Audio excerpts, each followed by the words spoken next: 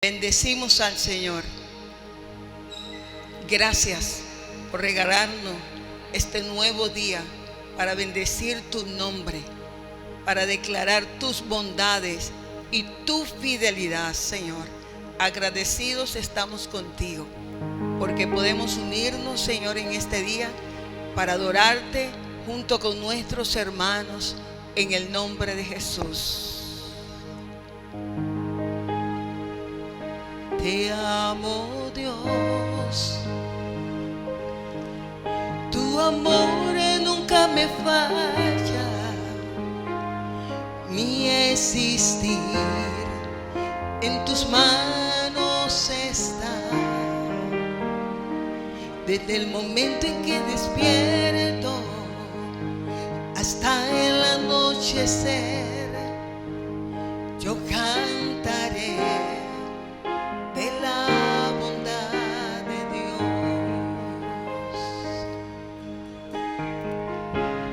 En mi vida ha sido bueno, en mi vida ha sido tan fiel, con mi ser, con cada aliento. Yo cantaré de la bondad de Dios. Yo amo tu voz, me ha guiado por el fuego, muy cerca estás en la oscuridad. Te conozco como Padre, como amigo fiel, mi vida está en la bondad de Dios. Dígalo conmigo, en mi vida ha sido bueno, en mi vida ha sido tan fiel. Con mi ser, con cada aliento, yo cantaré de la bondad de Dios. Diga, en mi vida ha sido bueno, en mi vida ha sido tan fiel. Con mi ser, con cada aliento, yo cantaré de la bondad de Dios. Tu fidelidad sigue persiguiéndome, tu fidelidad sigue persiguiéndome. Todo lo que soy te lo entrego hoy, a ti me rendiré. Tu fidelidad sigue persiguiéndome, tu fidelidad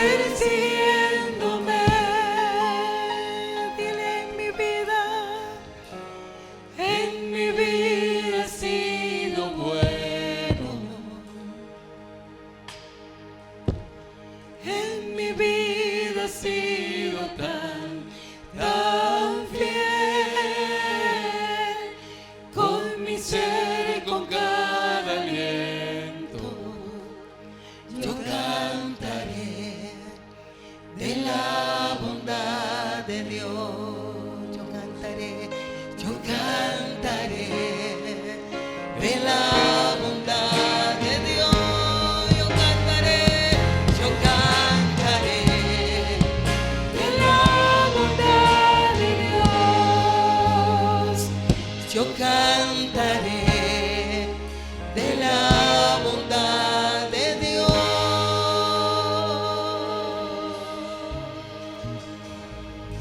Gracias, Señor.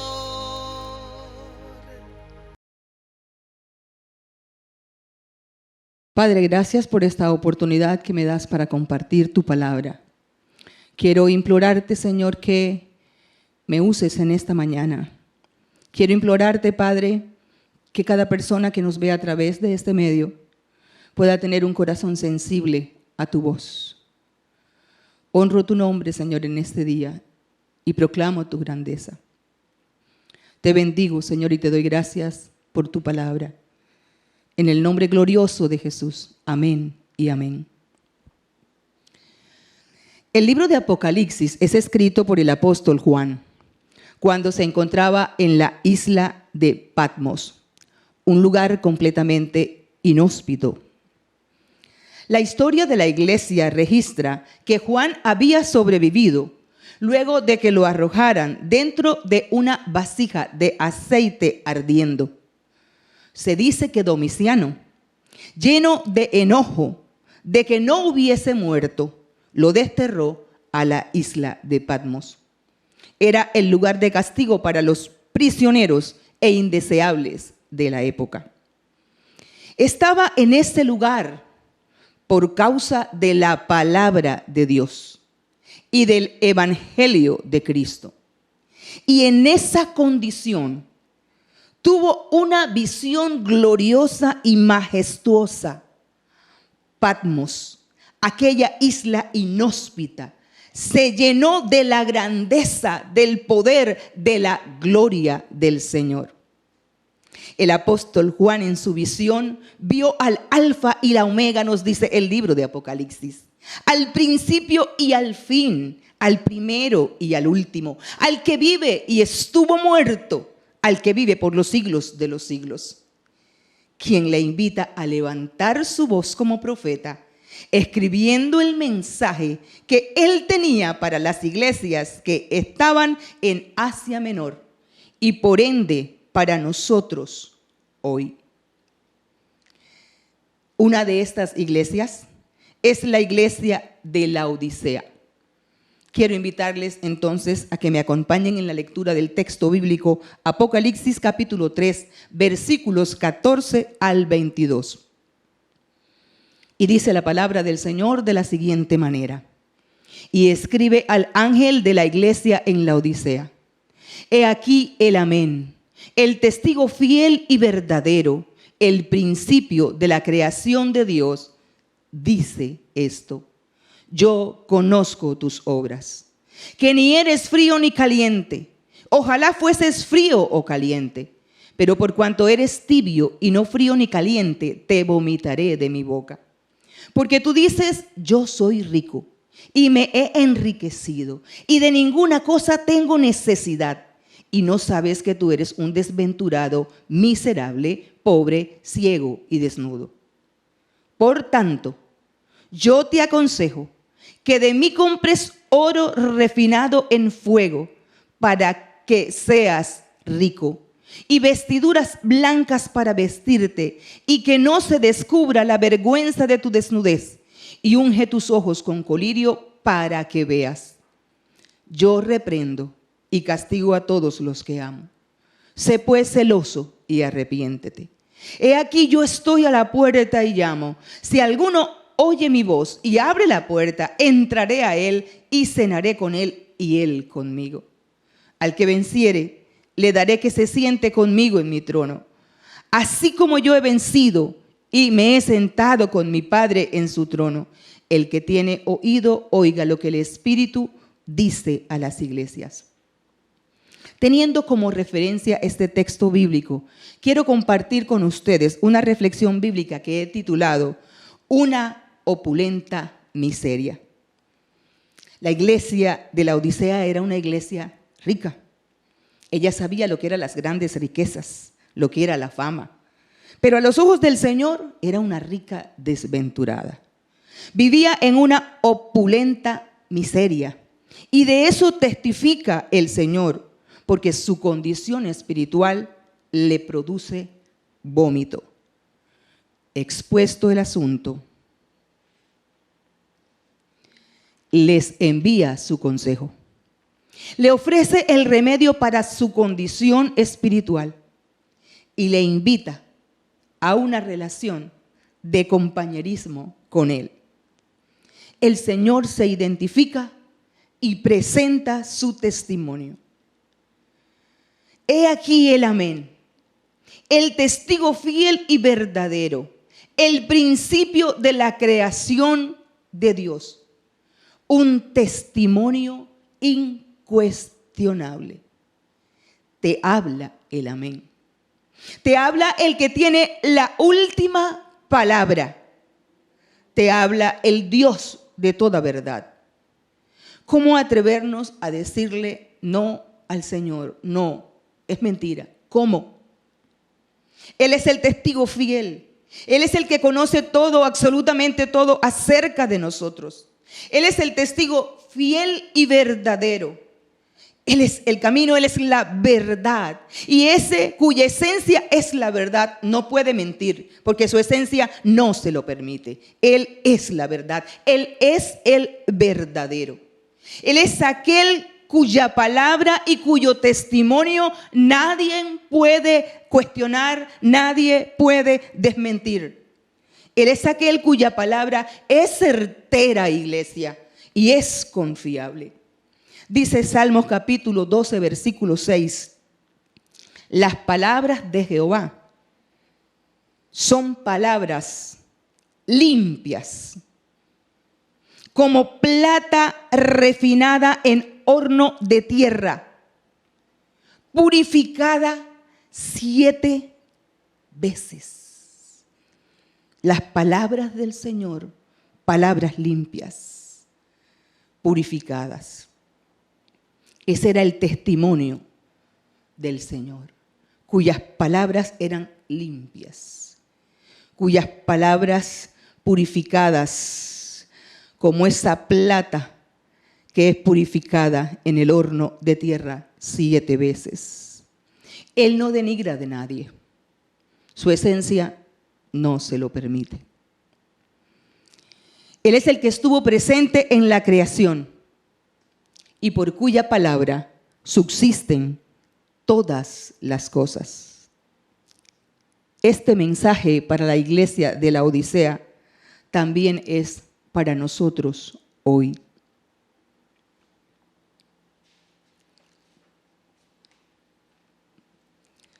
Yo conozco tus obras, le dice el Señor. Yo sé todo acerca de ti. Yo sé lo que piensas, yo sé lo que dices, yo sé lo que haces. Yo sé lo que haces cuando nadie te ve. Yo sé lo que dices y dónde lo dices.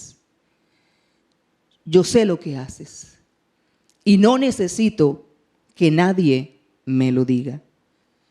Él es el Dios omnisciente y omnipresente, el Dios grande, el Dios verdadero, el Dios de toda verdad. Yo conozco tu verdadera condición espiritual. Iglesia, el Señor sabe cómo estamos. El Señor conoce la real condición nuestra. El Señor sabe lo que haces, dónde lo haces, cómo lo haces. El Señor conoce nuestras obras. David, hablando de esa omnisciencia y omnipresencia de Dios, escribió inspirado por el Espíritu Santo de Dios: Oh Jehová, tú me has examinado y conocido. Tú has conocido mi sentarme y mi levantarme. Has entendido desde lejos mis pensamientos. Has escudriñado mi andar y mi reposo, y todos mis caminos te son conocidos. Pues aún no está la palabra en mi lengua, y he aquí, oh Jehová, tú la sabes toda. Salmos capítulo 139, versículos 1 al 4. Ese que todo lo conoce, ese que todo lo sabe, ese que todo lo escudriña, aquel ante cuyos ojos todas las cosas están desnudas y descubiertas, le dice a la iglesia de Laodicea: yo conozco tus obras, que ni eres frío ni eres caliente. Ojalá fueses frío o caliente. La tibieza espiritual no es el estado que el Señor espera de nosotros. No es el estado que el Señor comparte para ninguno de sus hijos. No es el estado que el Señor espera de nosotros. No es la temperatura espiritual de la iglesia de Cristo. No es la temperatura espiritual de los hijos de Dios. El Señor le dice: ojalá fueses frío, ojalá fueses caliente. Yo abomino los del centro. Yo abomino la tibieza. La iglesia del Señor no puede mezclarse con el mundo, iglesia. Nuestro Señor no acolita las fusiones. Con el Señor las cosas a medias no funcionan. Con el Señor o somos frío o somos caliente. Con nuestro Señor las cosas a medias no funcionan. Y le dice: pero por cuanto eres tibio y no frío ni caliente, te vomitaré de mi boca. Iglesia, o somos cristianos o no lo somos. O nos decidimos por Cristo o nos decidimos por el mundo. O son los valores del reino o son los valores del mundo. Pero la iglesia del Señor Jesucristo no puede acomodarse. La iglesia del Señor Jesucristo no puede ser una iglesia tibia. No puede ser una iglesia que se fusiona con el mundo. Cuando la iglesia del Señor Jesucristo se aclimata, le produce vómito a nuestro Señor. Paul Wasser, hablando del Evangelio, dice: cuando dos cosas son diametralmente opuestas, la una con la otra, recibir una es rechazar la otra. Se dice que la Odisea carecía de agua potable.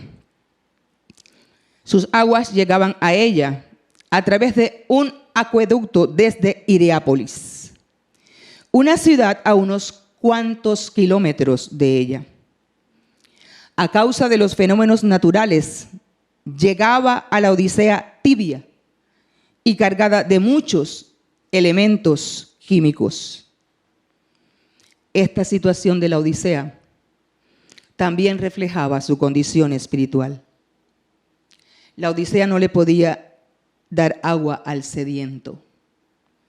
La Odisea no podía ayudar en la condición espiritual de aquel que necesitaba a Cristo, porque era una iglesia tibia que le producía vómito al Señor, porque era una iglesia que se había fusionado con el mundo de la época.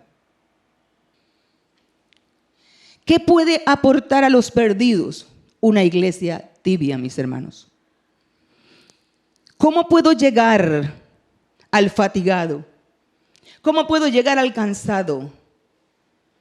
¿Qué le vamos a decir a aquel que necesita a Cristo?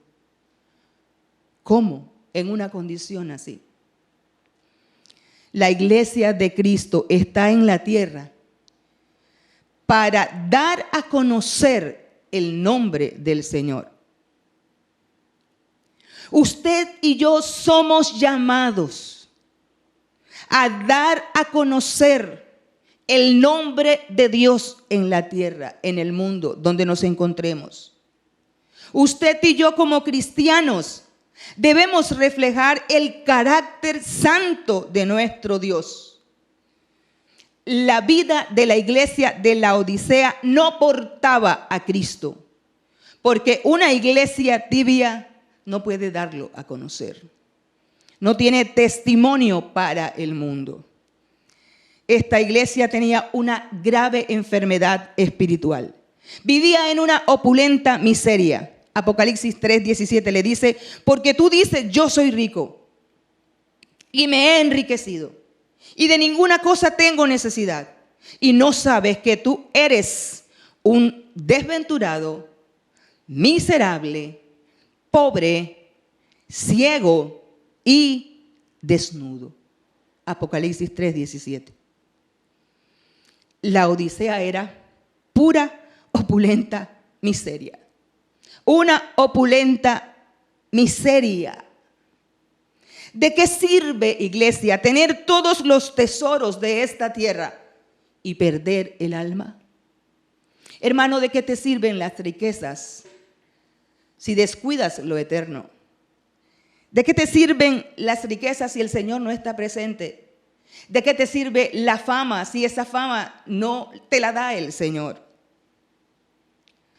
Robert Mouse, hablando de la ciudad de la Odisea, dice: la indicación más sorprendente de la riqueza de esta ciudad es que tras el devastador terremoto del año 60 después de Cristo, la ciudad fue reconstruida sin ninguna ayuda económica de Roma. Una ciudad demasiado rica que no necesitó de nadie para ser reconstruida después del terremoto del año 60 después de Cristo. Esta iglesia tan rica se dejó permear de los valores del mundo. Una ciudad autosuficiente, una iglesia autosuficiente. Esta iglesia hablaba de sí en singular, era el testimonio del Señor. Tú dices, yo soy rico. Tú dices, y me he enriquecido. Tú dices, y de ninguna cosa tengo necesidad. Yo soy rico. Me he enriquecido. De ninguna cosa tengo necesidad. Hoy por hoy, humanismo puro, haciendo las cosas sin el Señor, no teniendo presente a Dios, sacando a Dios de nuestras vidas. Nosotros tenemos que portar al Señor y ser el Señor quien nos dirija. Él es la fuente de todo lo que nosotros necesitamos. La iglesia de la Odisea no supo guardar su diferencia con el mundo que la circundaba. La iglesia de la Odisea se conformó con el mundo de la época, con los valores del mundo de su época. Y nosotros no podemos acostumbrarnos a los valores del mundo hoy. La iglesia de Cristo tiene que marcar la diferencia. Los hijos de Dios debemos inconformarnos con la manera de pensar del mundo que nos circunda. Romanos capítulo 12, versículo 2 dice: no os conforméis a este siglo, sino transformaos por medio de la renovación de vuestro entendimiento, para que comprobéis cuál sea la buena voluntad de Dios, agradable y perfecta. No os conforméis a este siglo. Así como en el primer siglo, hoy nosotros también tenemos que ser inconformes con el mundo de hoy, ser inconformes con los valores del mundo y que nuestra mente pueda ser renovada por la palabra del Señor. Que nosotros podamos conocer y entender cuál es la voluntad de Dios para nosotros, esa voluntad de Dios que es agradable y que es perfecta. Iglesia y hermanos, no son nuestros logros, son los logros del Señor. Iglesia no es nuestra suficiencia, es la suficiencia de Cristo. Iglesia no son nuestras capacidades, es el poder del Señor.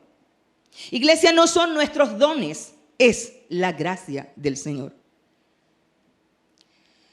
Cuando la jactancia y la altivez nos dominan, perdemos el horizonte de lo que Dios espera acerca de nosotros. La condición de esta iglesia era precaria. Yo conozco tus obras, le dice el Señor.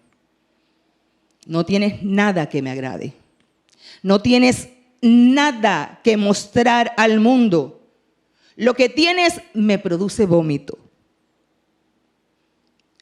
Las otras iglesias, a quienes el Alfa y la Omega envió su palabra por medio del apóstol Juan, recibieron elogios del Señor, de sus buenas obras ante el Señor, de lo que hacían para honrar el nombre del Señor, de su conducta, de su pasión por Dios.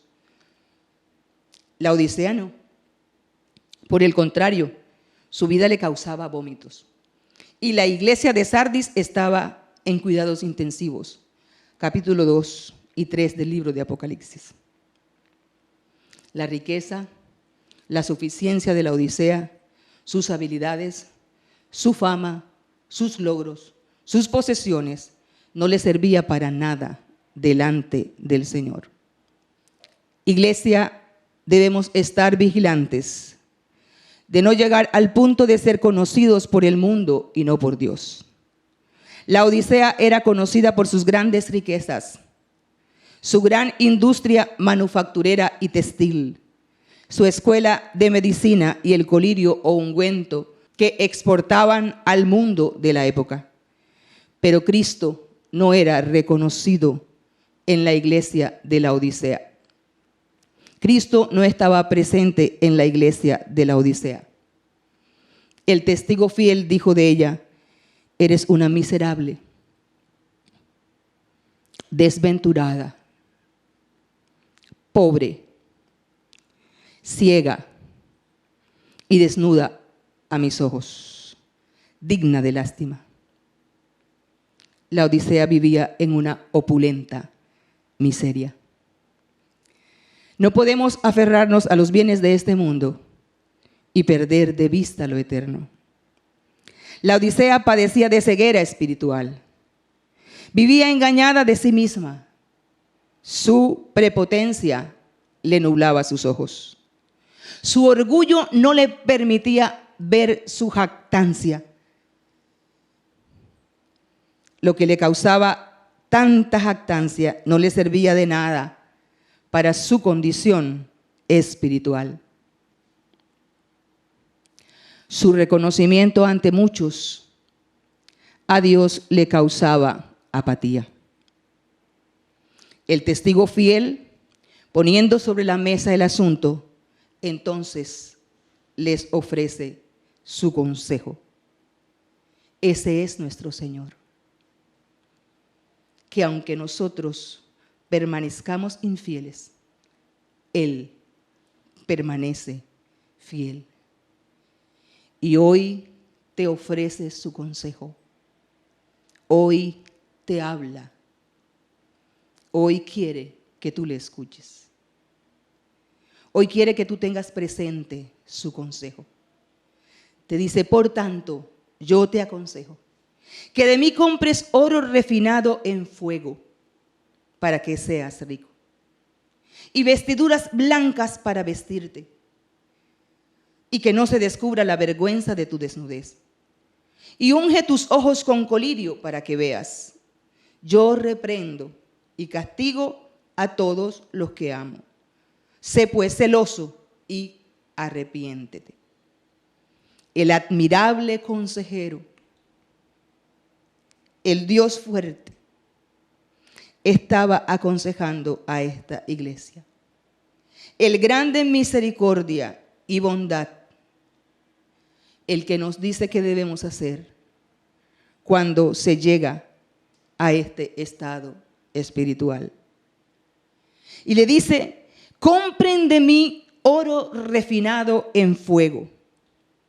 Son aquellas mismas palabras que el Señor hablará por medio del profeta Isaías, inspirado por el Espíritu Santo de Dios. A todos los sedientos, venid a las aguas. Y los que no tienen dinero, venid, comprad y comed. Venid, comprad sin dinero vino y leche. Ven, acércate al Señor. Él no necesita tu dinero. Él te necesita a ti porque te ama. Él quiere verte restaurado. Él quiere transformar nuestra condición espiritual, iglesia. Él nos dice: yo tengo lo que ustedes necesitan. No es necesario su dinero para obtenerlo. La verdadera riqueza espiritual no consiste en los bienes materiales. No consiste en la fama, no consiste en el conocimiento. La verdadera riqueza espiritual la provee el Señor para nosotros en su infinita gracia, en su infinita misericordia. Todo lo que nosotros como iglesia necesitamos proviene del Señor. Y sin el Señor estamos perdidos. Les desestructuró su fuente de valor, su suficiencia y su fuente de seguridad. Lo que yo tengo para ustedes lo pueden adquirir sin dinero. Su dinero no lo necesito. Su dinero no es lo que vale en el reino de los cielos. Su dinero no es lo que va a transformar el mundo. Su fama, sus posesiones, sus logros, lo que dices tener, no transforma al mundo. Compren de mí oro refinado en fuego. Esta es la verdadera riqueza. La iglesia de la Odisea, al igual que nosotros hoy, necesitamos una fe pura, limpia de impurezas. Él es el autor y el consumador de la fe. Ellos conocían muy bien el símbolo del oro, que era un metal muy precioso para la época. La fe nuestra debe ser probada como el oro. Como creyentes debemos ser probados como el oro en las manos del orfebre, en las manos de nuestro Señor. En las manos del Señor estamos seguros. Dios nos mete en el horno de la prueba para que seamos purificados por medio de ella. Él tensa el termostato para limpiar nuestras impurezas, nuestras escorias. Así como el oro es metido en el fuego por las manos del orfebre para su purificación, es menester que nosotros también seamos metidos en ese fuego para que nuestra fe pueda ser limpiada, pueda ser purificada, pueda ser libre de imperfección. Él quiere que nuestra fe sea pura, iglesia. Él quiere que nosotros tengamos una fe auténtica. Él quiere que nosotros tengamos una fe genuina. Él quiere encontrar olor fragante en nuestras vidas para Él. Él no quiere vomitarnos. Él quiere que nosotros sigamos su consejo. El apóstol Juan había pasado por el dolor, por el sufrimiento, por el aislamiento en aquella isla de Patmos. Pero en medio de la prueba, en ese lugar tan inhóspito, se encontró con aquel que había muerto y resucitado. Y tuvo esa visión tan gloriosa que obtuvo. En ese encuentro con el Señor, con el que vive y estuvo muerto, fue consolado. Fue reconfortado, fue pastoreado, fue llamado a levantar su voz como profeta con un mensaje no solo para las iglesias de Asia Menor en el primer siglo, sino para las iglesias de hoy, porque su palabra es viva y es eficaz. La ciudad de la Odisea era conocida por su industria manufacturera y textil. Pero la iglesia de la Odisea, en su opulenta miseria, adolecía de las vestiduras dignas para presentarse ante Dios. Y para que no se descubriera la vergüenza de su desnudez. Él les invita también en ese consejo a comprar de él vestiduras blancas. Las vestiduras que son símbolo de honor celestial. Son las vestiduras de aquellos que hemos sido justificados por el Señor, por medio de la fe. Son las vestiduras dignas, símbolos de aquellos que podemos estar en la presencia del Señor. Esas son las vestiduras que el Señor quiere que nosotros portemos. Es esa vestidura interna que nos provee el Señor, que de la mano del Señor nosotros podemos tener.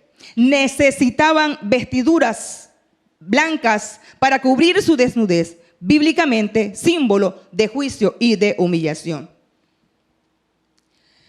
Si tus vestiduras son viles, Él te ofrece hoy comprar gratuitamente esas vestiduras blancas dignas para que puedas disfrutar de su presencia, de esa fe en el Señor, de esa justicia que Él te imputa cuando vienes a Él. La iglesia de la Odisea debía además ungir sus ojos con colirio.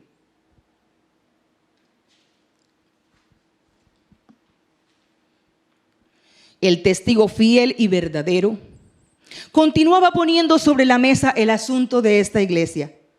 Se ufanaban también de su escuela de medicina y del colirio que exportaban, pero debían ungir sus ojos con colirio porque sufrían de ceguera espiritual.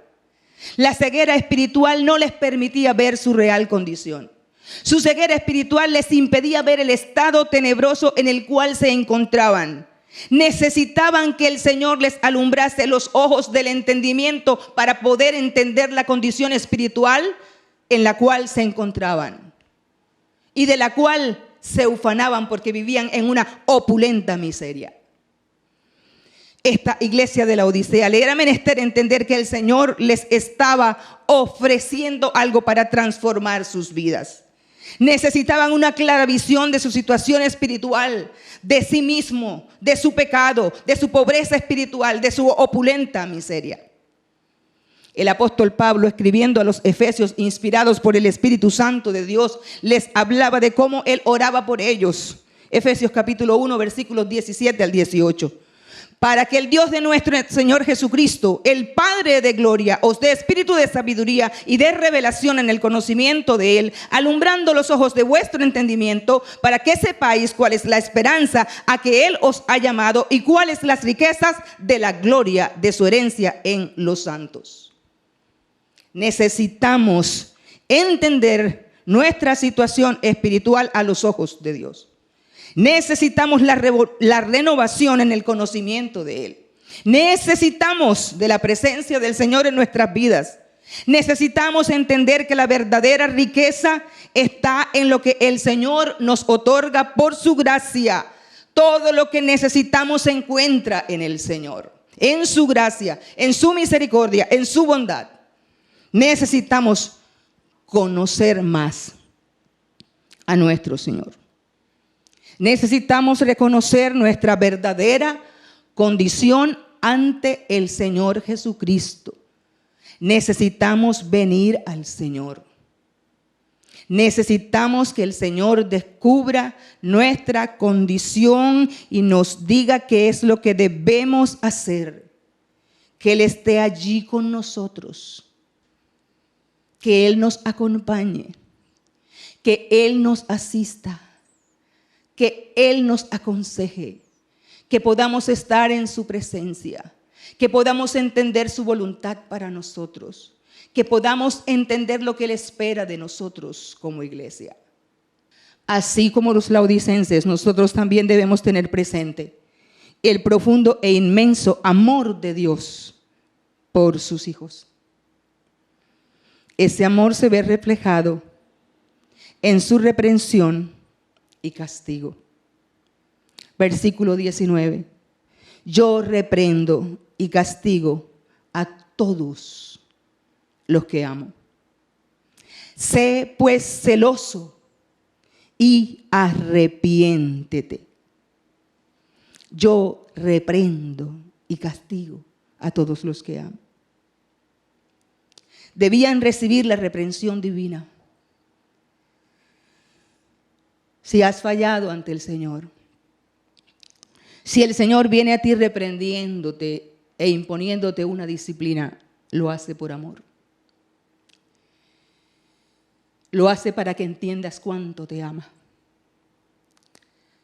Lo hace para que entiendas lo que necesitas de Él.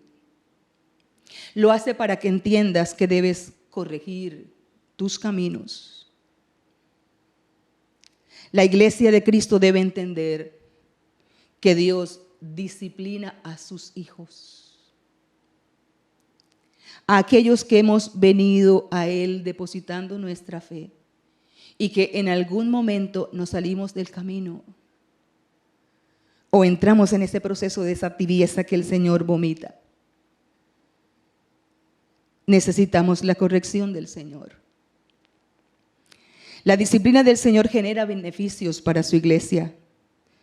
Somos reprendidos porque es necesario que nosotros seamos sanos en la fe. Somos reprendidos, somos disciplinados porque el temor de Dios debe gobernar nuestro corazón. Somos reprendidos, somos disciplinados porque el Señor debe estar en el centro de la congregación. Proverbios 3, versículo 12 dice, porque Jehová al que ama castiga, como el padre al hijo a quien quiere. Todos hemos sido disciplinados de alguna forma por nuestros padres terrenales. Todos en algún momento fuimos disciplinados. ¿Cuánto más obrará en nosotros la amonestación, la compasión, la corrección, la disciplina de nuestro Señor? No debemos menospreciar la disciplina del Señor, iglesia. Lo hace porque Él conoce los grandes beneficios que ella le otorga a sus hijos. Lo hace porque no somos bastardos. Lo hace porque somos sus hijos. Y dice que Él castiga y reprende a los que ama. Ese es nuestro Señor.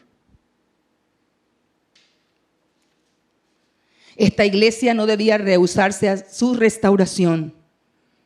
Es mejor su disciplina que ser vomitados por el Señor. Les era menester ser celosa y arrepentirse. Él desea que nosotros como iglesia seamos celosos de buenas obras.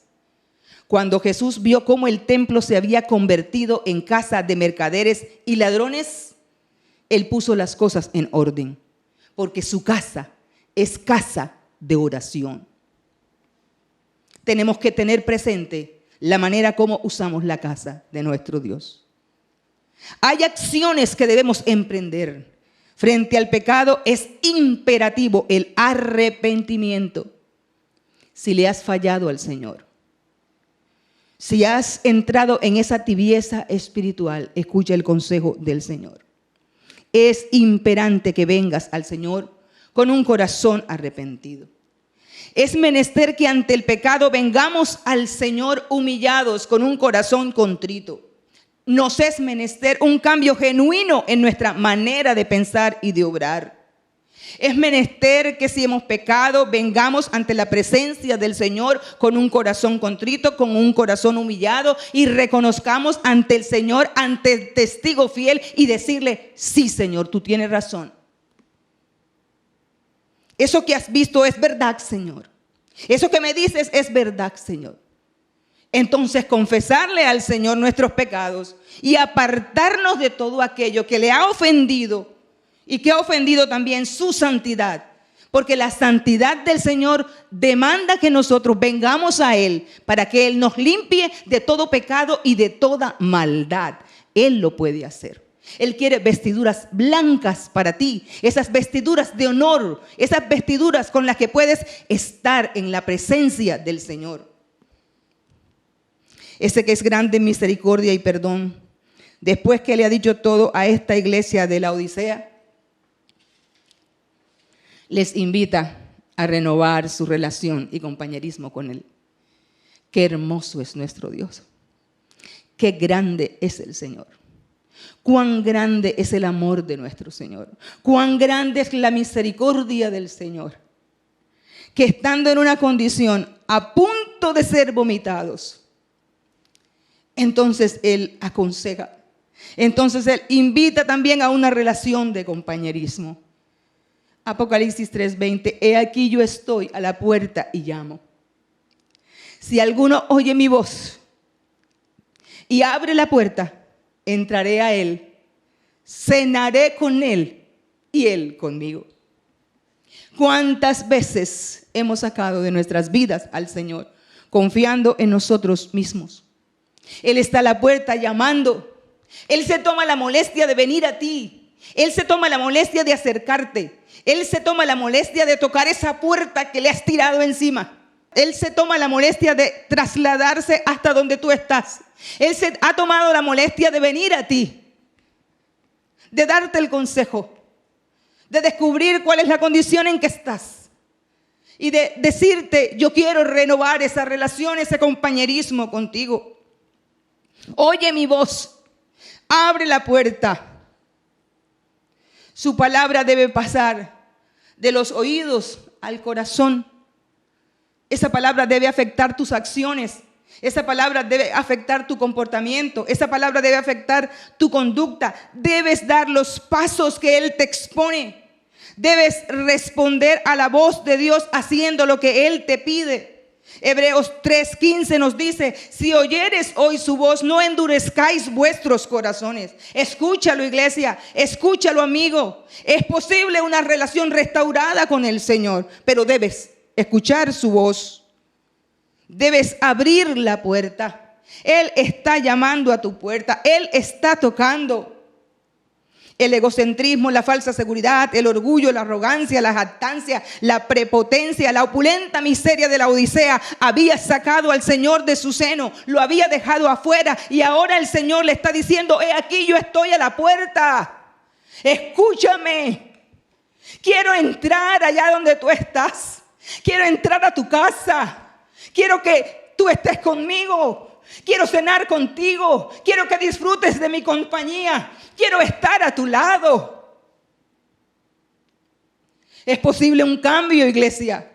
Es posible una renovación espiritual con el Señor, porque nuestro Señor es fiel, porque nuestro Señor nos ama.